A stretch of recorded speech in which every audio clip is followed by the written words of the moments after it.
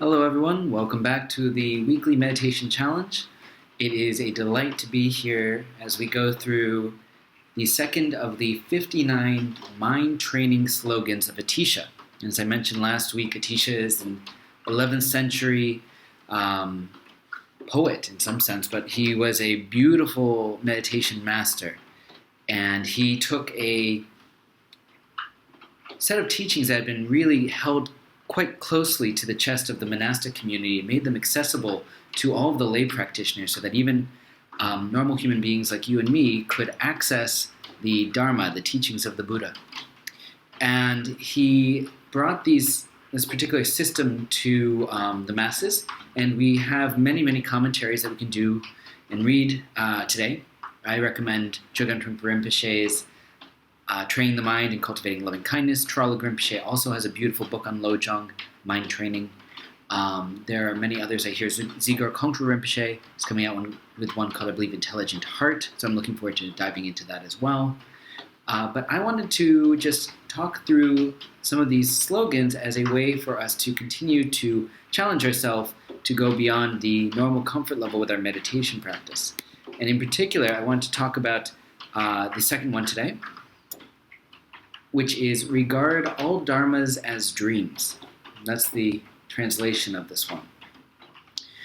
So we had the preliminaries last week, and now we're diving into what is known as absolute bodhicitta, or open or awake heart. So it's sort of the teachings around emptiness, the teachings that things are not necessarily as solid and real as we might have originally suspected. So regard all dharmas as dreams is basically a teaching around how we take our world so seriously. So remarkably seriously. And whatever we experience in our life, our pain and our pleasure and our joy and our loss and everything else, we think it's very real when in fact it's actually like something happening in a dream. One of my teachers, Khenpo Soptum Gyamtso Rinpoche, loves to talk about the idea of water moons. That we think that we're looking at the moon, but at times we're really just looking at the reflection of a moon on a body of water, like a pond. So we think that something is very real, but in fact it's not exactly what we think. So there are many, many wonderful teachings on how we are not as solid and real as we might think. I wrote about this in the Buddha Walks into a Bar, if you would like to revisit the chapter on egolessness. But another way of thinking about regard all dharmas as dreams is the old Chogyam Trungpa Rinpoche quote, "Good, bad, happy, and sad, all thoughts vanish like the imprint of a bird in the sky." So whatever is going on, whatever we are fabricating in terms of what we think to be real and everlasting and permanent, is actually a reflection of our mind. And just like the imprint of a bird in the sky, we might see it for a second, but it's not quite as solid and fixed as we might have originally suspected.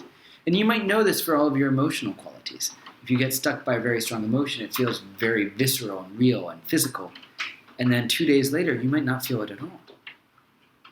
So what happened? Really, it's just our mind wandering onto a different thing.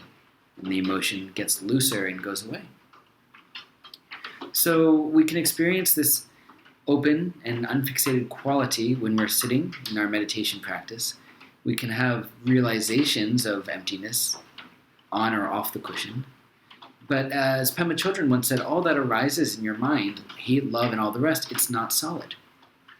In fact, I think the exact quote would be, although the experience can get extremely vivid, it is just a product of your mind.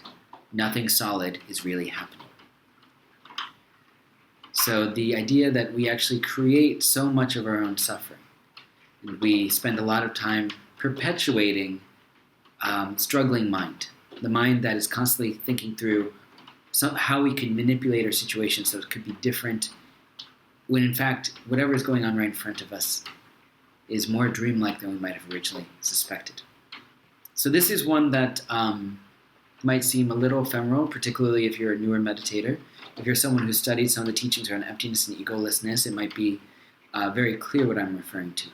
But I invite you to explore it for yourself, as with all of these Lojong slogans, these mind training slogans, to see if this is actually really applicable to your life. And the challenge aspect for this particular week is that as you arise from your meditation practice, whatever your meditation practice is on a given day, Notice if your mind immediately starts to cling to all of the things you have to do, all of the people you need to meet, all of the work you have to accomplish, or if you could just for a moment question sort of the solidity of it and see the dreamlike quality of the way that we churn out all of these things in our mind. So rising from your meditation practice, see if you can notice some of the dreamlike aspect of all of the dharmas, the various aspects of our world. That's my encouragement to you, and I really look forward to talking with you more about this on the Facebook group. If you have any questions, of course, I'm happy to answer them. Good luck, and talk to you soon.